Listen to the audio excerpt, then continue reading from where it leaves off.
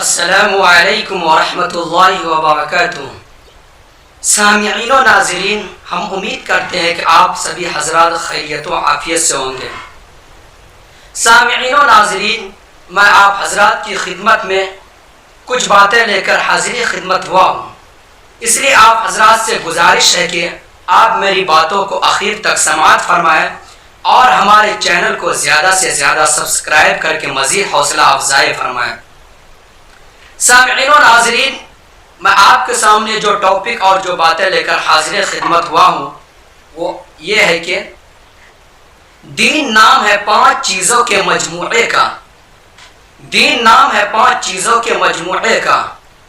Number 1 عقائد، number 2 عبادات، number 3 معاملات، نمبر 4 اخلاقیات، نمبر 5 معاشرت۔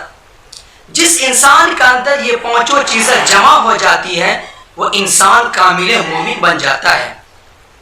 اگر کسی انسان کے اندر ان 5 چیزوں میں سے کوئی ایک چیز باقی رہ جائے، اس کے اندر ایک چیز کی کمی رہ جائے، تو اس کمی رہنے کی وجہ سے وہ کامل مومن نہیں ہو سکتا۔ اس لیے ہر انسان کے اوپر لازم اور ضروری ہے کہ جس طریقے سے اس کے عقائد درست ہو، اس کے عقائد اچھے ہونی چاہیے، اسی طریقے سے اس کے اوپر لازم اور ضروری ہے کہ عبادت کا پہلو بھی مکمل طور پر صحیح اور درست ہونی چاہیے۔ جس طریقے سے اللہ رب العزت نے جس چیز کے کرنے کا حکم دیا اس کو بجا لانا، اور جس چیز سے منع کیا اس سے رک جانا، یہ ہوا عبادت۔ اسی طریقے سے تیسرے نمبر پر درجہ آتا ہے معاملات کا، کہ انسان کے معاملات ٹھیک اور درست ہونے چاہیے۔ ایک دوسرے کے ساتھ جب کوئی معاملہ کرے تو معاملے کے اندر صاف و شفاف و صحیح، جھوٹ فریب سے بالکل پاک و صاف کر کے کریں۔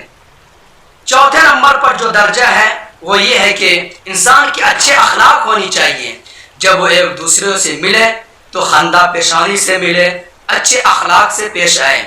اور 5ویں چیز یہ ہے کہ معاشرت، گھریلو زندگی اس کا صحیح ہونی چاہیے۔ اپنے بیوی بچوں کے ساتھ، اپنے رشتہ داروں کے ساتھ اس کا صحیح میل جول ہونا چاہیے۔ سامعین و ناظرین، جس شخص کے اندر یہ 5 چیزیں، 5 صفت جمع ہو جاتی ہے تو وہ کامل مومن کہلاتا ہے۔ ہم امید کرتے ہیں کہ اللہ رب العزت ہمیں ان 5 صفت کو اپنے اندر جمع کرنے کی اور اس 5 چیزوں پر کھرا اترنے کی توفیق عطا فرمائے۔